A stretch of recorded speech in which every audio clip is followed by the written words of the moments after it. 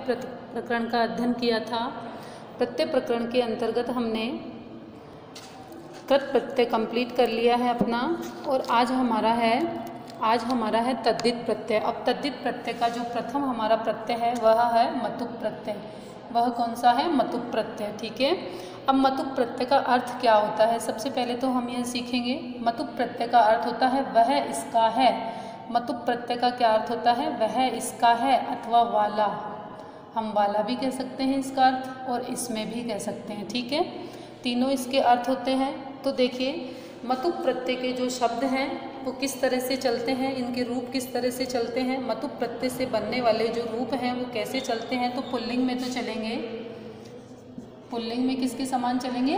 भगवान। ठीक है, भगवान के समान, इसको हम भगवत भी बोल सकते हैं। ठीक है, और स्त्रीलिंग में इसके रूप चलेंगे, स्त्रीलिंग में इसके रूप चलेंगे नदीवत, मतलब नदी के समान। और नपुंसकलिंग में इसके रूप जो चलते हैं वो कैसे चलते हैं? जगत के समान चलते हैं। नपुंसकलिंग में इसके रूप कैसे चलते हैं? जगत के समान चलते हैं। तो हम देखते हैं कि इसके अंतर्गत जो शेष भाग रहता है, मतुप प्रत्यय में शेष भाग कौन सा रहता है? शेष भाग क्या रहता है? मत। शेष भाग क्या रहता है? मत रहता है। शेष भाग क्या रहेगा? इसमें मत रहेगा, है ना। लेकिन जब हम रूप बोलेंगे तो रूप में क्या शेष है? देखो, वान शेष है। नदी का बोलेंगे तो भी हमारे पास में क्या रहेगा? वती रहेगा, और इसमें अत रहेगा। तो इस तरह से हम कैसे बनाएंगे? देखो, वान वती और वत। ठीक है, वान वती और वत। क्या शेष रहेगा? वानवती और वत। वानवती और वत शेष रहेगा। क्या शेष रहेगा? वानवती और वत शेष रहेगा। ठीक है, और वैसे अगर अपन माने तो इस प्रत्यय के अकॉर्डिंग यदि हम माने तो क्या शेष रहता है यहाँ पर? मत मान और मति। क्या शेष रहता है? मत मान और मति। ठीक है, तो अब देखिए इससे रिलेटेड जो शब्द बनते हैं वो किस प्रकार से बनते हैं। देखिए, जैसे मान लीजिए अपने पास में है धन प्लस मतुप, धन प्लस मतुप, धन प्लस मतुप। ठीक है, तो अब ये देखिए मतुप में हलंत है तो पै हट जाएगा, ऊ भी हट जाएगा। ठीक है, हमारे पास केवल क्या बचा? मैं बचा।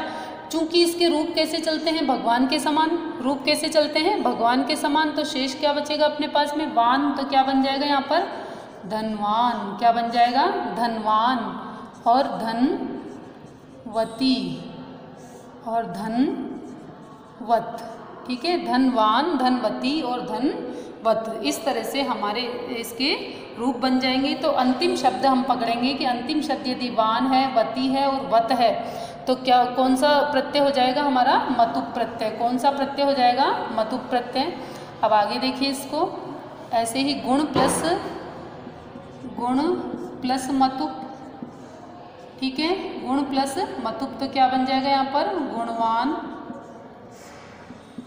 गुणवती और गुणवत। ऐसे ही स्पर्श प्लस मतुप तो क्या बन जाएगा? स्पर्शवान, स्पर्शवती और स्पर्शवत।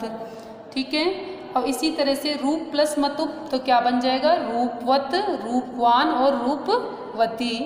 और इसी प्रकार से यदि हमारे पास में ऐसे आ जाता है, मान लीजिए श्री प्लस मतुप तो क्या बनेगा? ये श्रीवान थोड़ी बनता है। शब्द क्या होता है? अब देखिए, श्री प्लस मतुप। ठीक है, तो क्या बन जाएगा यहाँ पर? श्रीमान, ऐसे ही श्रीमती और श्रीमत। ठीक है, आपको सभी को समझ में आ गया होगा।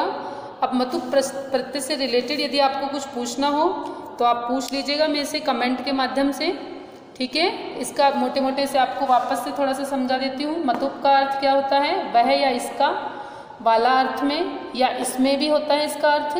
ठीक है, इसमें शेष क्या रहता है? मत शेष रहेगा वैसे तो, है ना। यदि अपन इसको रूप के अकॉर्डिंग चलते हैं तो वान, वती और वत शेष रहेगा हमारे पास। ठीक है, तो ये तो हमने क्या किया था, किताब वाली भाषा को इसको पढ़ लिया, लेकिन अपन को याद केवल मतुप प्रत्यय रखना है। तो केवल इतना सा याद रख लो, आपको मान, वती और वत जहाँ भी मिले, मान, मति और मत जहाँ भी मिले तो कौन सा प्रत्यय हो जाएगा? मतुप प्रत्यय। अंतिम शब्द में जहाँ पर आपको वान, वती और वत मिले, मान, मति और मत मिले, तो कौन सा शब्द हो जाएगा बेटा?